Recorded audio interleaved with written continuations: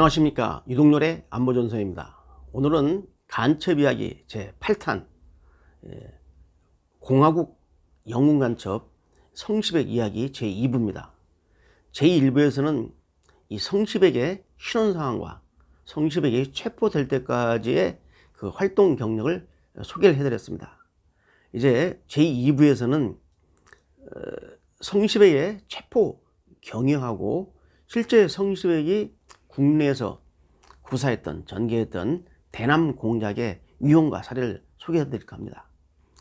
자, 당시 이 남한에는, 해방 종교의 남한에는 이 좌익들의 준동이 심했습니다. 그래서 이 좌익의 준동을 막기 위해서 이 대공수사기관들이 엄청 노력을 했어요.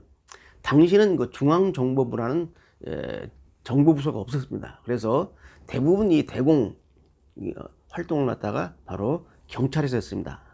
당시 그 치안국에 중앙분실이 있었습니다. 지금 같으면 경찰청의 중앙분실입니다. 에서 했고, 그 다음에 제일 많이 활동을 한 데가 바로 그 치안국의 바로 서울 지역 조직인 서울시 경찰국, 서울시경이라고 하죠. 서울시 경찰국의 이 사찰가라는 곳에서 바로 이 대공 사업을 했습니다. 그래서 그 당시에 그 조선공산당 또 남로당이란 좌익들의 준동과 간첩들을 대부분 서울시경 그 사찰가에서 많이 근거를 했죠. 그래서 경찰에서는 서로 산하기관이 직속 기관이지만은 치안국의 중앙분실하고 서울시경의 사찰가가 상당히 경쟁 관계였습니다. 서로 앞다투어서 사건을 많이 했기 때문에. 그래서 경찰이 하나 있었고요. 두 번째는 군이었습니다. 당시 육군본부에 정보국이 있었죠. 정보국 직할로 방첩대가 있었습니다. 이 방첩대에서도 바로 좌익의 준동을 막고 간첩들을 건거했습니다. 그 유명한 소위 김창룡이라고 하는 사람이 당시 육군본부의 소위 정보국 소속의 방첩대 대장이었죠. 이 나중에 이제 방첩대는 국군보안사령부, 기무사령부로 바뀌어가지고 결국 이제 안보지원사령부가 되죠. 그 다음 세 번째는 검찰입니다. 서울시 검찰청에서 또 이 대공 담당 검사들이 있었습니다. 그래서 그 당시의 좌익 사건들은 경찰, 군, 검찰 3개 기관이 합동수사본부를 만들어서 대처를 했습니다. 아주 효율적으로 했죠. 바로 이제 이 성시백에 대한 첩보를 서울시경에서 사찰가에서 입수를 합니다. 입수를 하고 이 성시백을 계속 추적하다가 바로 1950년 5월 15일 날 성시백이 종로에 위치한 그 모 호텔에 나타납니다. 이 호텔에 나타난 것을 갖다 검거를 하죠. 이 검거를 함으로써 성시백의 소위 그 대남 공작 활동은 막을 내립니다. 자, 그 당시에 성시백을 검거하는데 앞선 자료를 제가 한번 읽어 볼게요. 성시백이가 아지트를 한 30곳 운영하고 있었는데 15곳을 우리가 압수를 했습니다. 금괴가 80개 나왔어요. 금괴 80개, 무전기 3대, 권총 2정, 보증수표 30만원짜리 한 장, 미화 14,800달러 현금이 있었죠. 수용차, 가택, 선박 2척.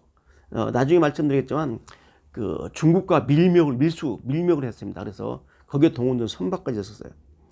이발소를 2개 운영했는데, 이발소는 뭐냐면 바로 그 북로당 남반부 정치위원회 2인자인 성시백의 신복이죠. 신백이 활동하던 곳입니다. 이발소로 숨어 있었어요. 현금 60만원 원하죠. 조직문건 등이 있었어요. 자, 그런데 성시백이가 남한에서 하면서 쓴 공작금의 규모가 얼마나 많냐면 39,000달러 정도 됩니다. 그 재정 확보한 게 우리나라 현재 가치로 말하면 20억 원이 넘는 돈입니다. 그리고 당시 하나 1억 원을 갖다 가지고 있었어요. 이 공작금에. 그러니까 엄청난, 당시로는 상상하기 어려운 엄청난 공작금을 가지고 대남 공작을 전개한 겁니다. 그래서 이 성시백이를 검거한 이후에 우리 수사당국은 크게 놀랐죠. 당시 활동하던 북한의 공산 세력은 소위 남노당, 남조선 노동당 세력이었는데 박헌영이가 이끌었죠. 그 다음에 뭐 이승엽이도 있었고 이강국이, 그 다음에 김삼룡, 이조 같은 거물급도 있었잖아요. 주로 이 남노당에서 했는데 당시에 김일성이가 이 남노당과 북한에 있는 이 북노당이 서로 경쟁 관계였기 때문에 그 대남 공작하는 데 있어서 남노당한테 모든 걸 뺏길 수 없다 그래가지고 바로 북노당의 라인을 갖다가 국내에다 구축하는 게 바로 성시백이 했던 바로 북노당 남반부 정치위원회였습니다. 그러니까 남노당과는 전혀 교류가 안 돼 있었죠.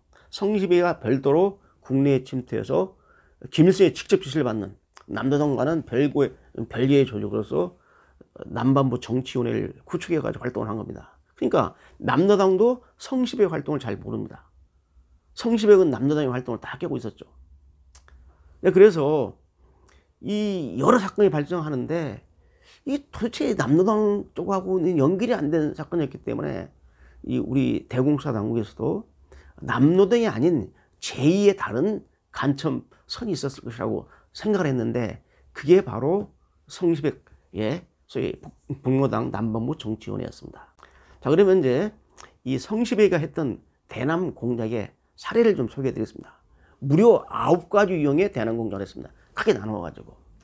자, 그런데 그 수사 당시에 가지고 있던 자료하고 북한이 97년도에 노동신문에다가 발표한 자료를 보게 되면 약간 괴리가 있습니다. 당시 우리 수사당국이 전혀 생각지 못했던 사건들이 다 성시백에 의해서 일어났던 것이 북한이 공식으로 발표를 함에 따라서 이제 확인이 된 겁니다. 이 두 개의 자료를 제가 요약을 해서 좀 말씀드리겠습니다. 제일 먼저 했던 게 뭐냐? 바로 재정투쟁입니다.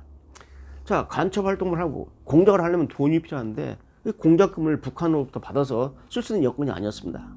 그렇기 때문에 자체적으로 성시백이가 재정투쟁을 했죠.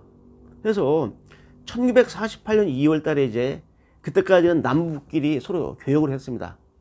그런데 이제 미 군정에서 48년 2월 달에 남북 교역을 금지하니까 그 전까지는 합법적으로 남북 교역을 통해서 공작금을 활동했는데 바로 이제 교역이 중단되니까 이제 그 중국 산동 지역에 이 조선상사라는 무역업체를 하나 만들었습니다. 이게 북한 그 북노당, 북조선 노동당이 만든 무역업체입니다. 전적으로 바로 이제 성시백과 이러한 밀무역을 하기 위해서 만든 거죠. 그 성시백이가 이 공작선을 갖다 선박을 2척을 운영하면서 청도에서 물건을 떼다가 팔았는데 어떤 일이 있었냐면 여러분 아시겠지만은 1948년 5월 14일 날 북한이 돌연 그 대남 송전, 그때까지는 북한이 전력을 생산해서 우리 남한에도 공급을 해줬거든요. 근데 북한이 송전을 중단해 버립니다. 송전을 중단하니까 어떤 문제가 발생했냐면 전기가 모자라서 불을 못 켜니까, 불을 못 밝히니까 초하고 양초하고 카바이트가 엄청 많이 팔렸습니다. 바로 그 카바이트 사버렸어요. 중국에서 카바이트를 싼 값에 가까워 가지고 비싼 값에 팔아버렸습니다. 그래서 막대한 공작금을 확보를 한 거죠. 이 성시백이가 중국어, 영어, 뭐 불란서 아주 능통합니다. 그래서 아주 무역 회사를 차려놓고 하듯이 큰 역할을 했죠. 아까 말씀드렸지만은 성시백이가 그동안 쓴 돈이 39,000달러죠. 지금 화폐가 주로 한 20억 원이 넘고 우리나라 환화를 한 1억 원 정도를 확보를 해서 하고 있었기 때문에 대남 공작이 상당히 용이했다고 봅니다. 두 번째 성시백이 한 것은 뭐냐면 바로 언론 공작이었습니다. 언론사를 설립해서 선전선동 사업을 한 거죠. 그래서 성시백이가 제일 먼저 조선중앙일보를 창간했습니다. 현재 중앙일보와는 무관합니다. 조선중앙일보라는 중앙일간지를 만들고 10여 개 신문사를 운영을 했어요. 하면서 소위 성시백이가 북한의 대남 노동을 일방적으로 선전선동하면서 우리 국민들의 의식을 갖다가 바꾸는 겁니다. 이 선전 사업을 합법적으로 했습니다. 언론사를 통해 가지고. 그리고 더 재밌는 것은 그 해방조선과 조국통신이라는 영자지, 또 그 불어, 그 다음에 그 중국어로 된 이러한 잡지를 발행해 가지고 해외에다 전파해 가지고 당시 그 조선 상황, 그 남한 상황에 대해서 국제적 지도를 획득하는 사업을 했습니다. 이런 식으로 언론사까지도 했어요. 자, 오늘 여기까지 하고 제3부에서 나머지 공작 사례를 소개를 해드리겠습니다. 감사합니다.